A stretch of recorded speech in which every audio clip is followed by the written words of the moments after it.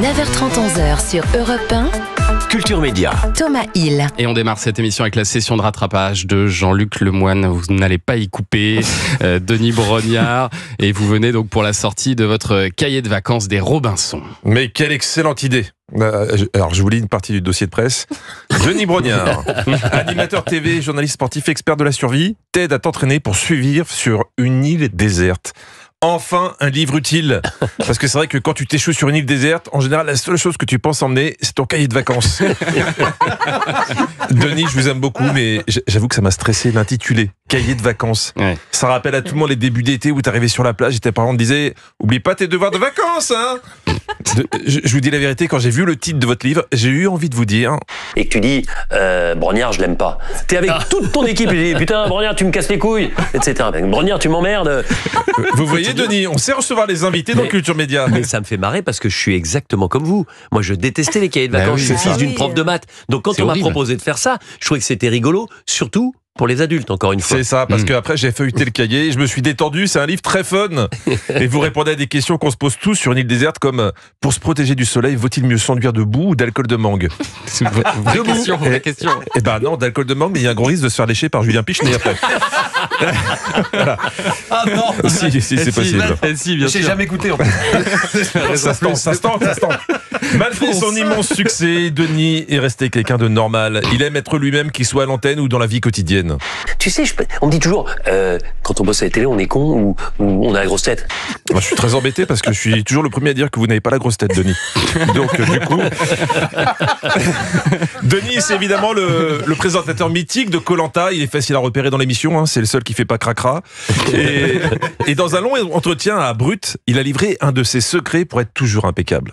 J'ai 4 chemises. Okay. Mais qui peuvent tourner, c'est-à-dire que la première, une fois qu'elle est trempée, que je me suis changé, elle sèche au soleil et je peux mettre la deuxième puis la troisième et avant de penser à la quatrième, je remets la première qui a séché. Excellente technique. Ouais. Thomas, il fait pareil avec ses slips. Ouais. Des années d'expérience, les amis. En cours des années. C'est ça. Bien sûr. Ça va, c'est la fin d'année, je m'en fous, j'ai plus rien à perdre. Denis, c'est une signature. Un homme qui nous régale avec son célèbre Koh-Lanta. Ah oui, le fameux de Denis. Ah ouais. Devenu si mythique, vous pouvez l'utiliser pour vos soirées. Ça a été remixé par Khaled Freak. Non.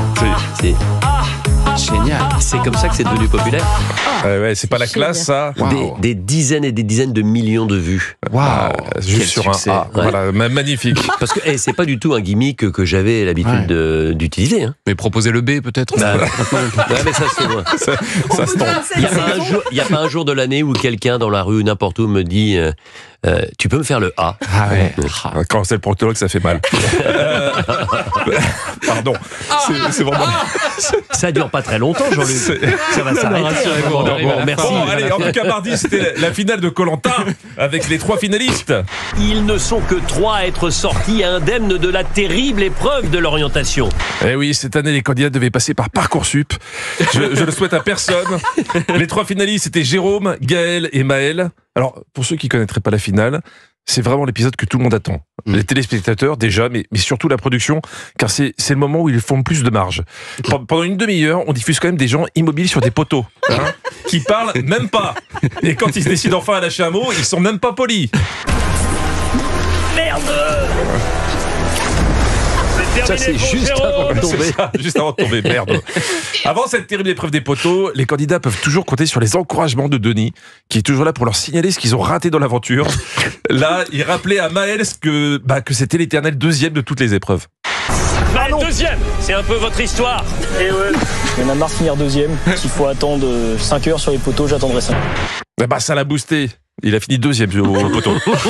Il n'a pas tenu 3 heures. Voilà. Avant la grande finale, Denis a demandé à chaque candidat ce qu'il ferait avec les 100 000 € qu'il gagnait. Enfin, s'il gagnait plutôt. C'est toujours un moment émouvant. Mais pour la première fois, j'ai senti Denis un peu déstabilisé quand Maël lui a exposé très sérieusement son projet. Et j'ai une asso avec des potes. On organise des lotos bingo habillés en VRP, vendeurs représentants placiers des années 70. D'accord. Et je vais organiser la plus grande chaise musicale de France. D'accord. D'accord. Là, tu sens que Denis... Une approbation molle. C'est ça. On va partir sur un d'accord. Ouais, Denis n'a pas compris le projet. Koh-Lanta, c'est une émission où tu te révèles comme Jérôme au bout de 40 jours d'isolement. J'ai l'impression que plus les jours passent, plus vous êtes en forme. Franchement, je me sens bien. Moi, de ne pas me brosser les dents pendant 40 jours, de ne pas me laver. Oui, c'est vrai que s'il aurait fallu faire 10 jours de plus, je les aurais fait. Si c'est juste une question d'hygiène, je vous le dis tout de suite. Denis, dans l'équipe de Culture Média, il y a des gens qui sont prêts à partir. Non. Si. Pourquoi ils sont concernés, Julien, tout de suite? Ça va être pour moi. Le dépouillement du vote final se faisait en studio à Cole en pleine Saint-Denis et Denis était très chaud. Allez, on se retrouve dans un instant sur TF1 dans cette ambiance torride. Ambiance torride. Là, je me suis dit, Denis va peut-être nous montrer son totem. mais non, hélas. Par contre, il y avait des surprises. L'Audiotel, dingue. Vous savez, le jeu où les téléspectateurs doivent voter pour gagner. Ouais. Là, TF1 s'est surpassé. Je comprends mieux pourquoi vous étiez excité. Je vais avoir le privilège de vous annoncer en personne un gain de 660 000 €. Est-ce que vous réalisez?